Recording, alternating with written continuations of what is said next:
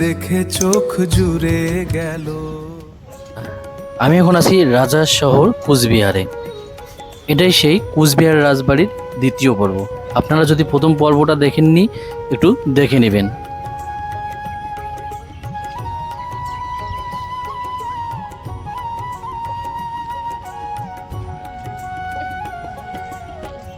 সামনে যে বিল্ডিংটা দেখতেছেন সেটাই কুচবিহার রাজার রাজবাড়ি। অনেক পরিচিত একটা বিল্ডিং।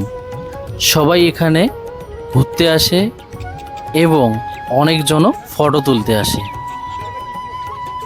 1887 সালে মহারাজ নৃপেন্দ্র নারায়ণের আমলে এই রাজবাড়িটা তৈরি করা হয়।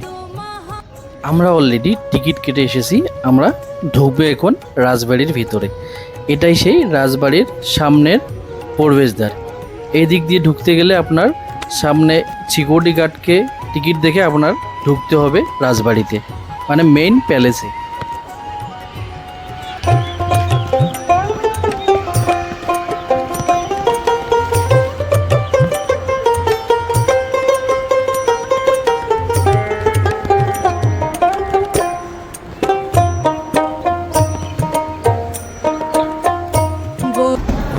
অনেক একটা পুরনো সিঁড়ি, ওই সিঁড়িটা দিয়ে আমরা উপরে উঠতেছি। সিঁড়িটা একটু দুর্বল, তাই লেখা আছে ধীরে চলুন।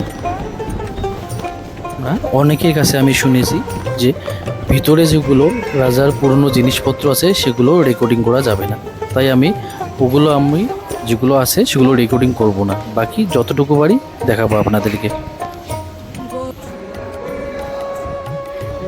রাজবাড়ির ভিতর থেকে সামনের গার্ডেনটা অনেক সুন্দর লাগতেছে, আর ওইদিকে সামনে আপনাদের মেইন গেট। আমি সংগ্রহালয়ের ভিতরে গিয়েছিলাম, মানে যেগুলো তো পুরনো জিনিসপত্র আছে রাজাদের, ওনারা বলছিল যে ভিতরে রেকর্ডিং করবেন না, আপনি বাইরে গিয়ে রেকর্ডিং করুন বাইরেটা। সো আমি বাইরে এসে রেকর্ডিং করতেছি, ভেতরটা আপনাদেরকে দেখাতে পারবো না। এখান থেকেও সামনেরটা অনেক সুন্দর লাগতেছে। এই গেটটা দিয়েই আমরা ঢুকেছি রাজবাড়ির ভিতরে। এখানেই সেই এত সুন্দর প্রবেশদ্বারটা, দেখুন কত সুন্দর লাগতেছে রাজবাড়িটা। বাড়ির ভিতরে আসলে দেখতে পারবেন অনেক ফ্যামিলি অনেক দূর দূর থেকে সেই রাজবাড়িটা দেখতে এসেছে, আর সবাই এখানে সেলফি বা ফটো তুলতেছে সবাই।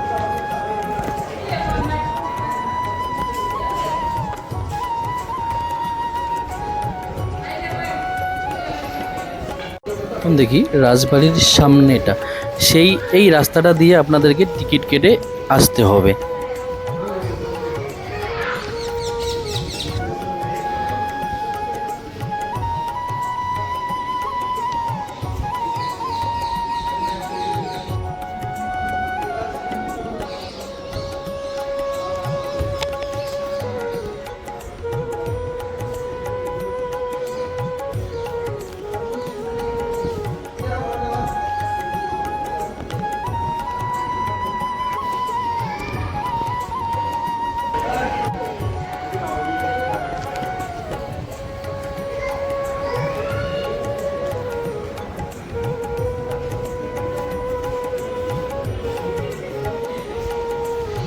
বাড়ি ঘোরার পর আমরা বাইরে চলে আসলাম।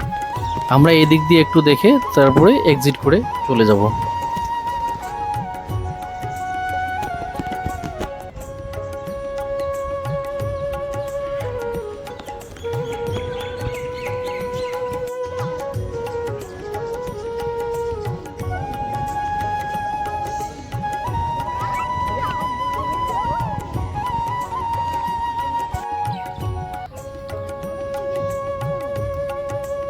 সামনে খাওয়া পানির ব্যবস্থা করা আছে, ওখানে ড্রিঙ্কিং ওয়াটার আপনারা চাইলে ওখান থেকে পানি খেতে পারেন। বাড়ির পিছন সাইডের দিকেও অনেক ভালো লাগার পার্ক আছে এবং দেখারও অনেক কিছু জিনিস আছে, তাই আজকে একটু হাতে সময় কম, তাই পিছন সাইডটা একটু গেলাম না, পরে আর একদিন যাব ইনশাআল্লাহ। আমরা চলে যাচ্ছি, এখান দিয়ে এক্সিট করে চলে যাব রাজবাড়ির বাইরে। না না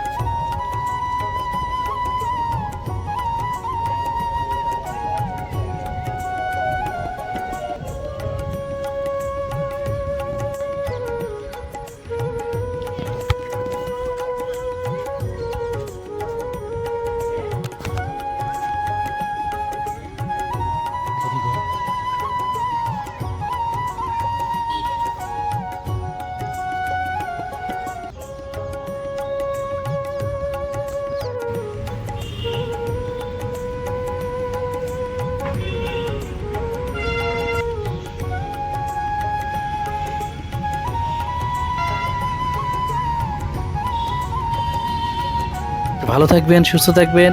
দেখা হচ্ছে আরেকটা কুচবিহারের আরেকটা পর্ব আছে, সে পর্বটাতে ইনশাল্লাহ। এবং সবাই ভালো থাকবেন, সুস্থ থাকবেন। আল্লাহ হাফেজ এবং অনেক অনেক ট্রাভেল করবেন।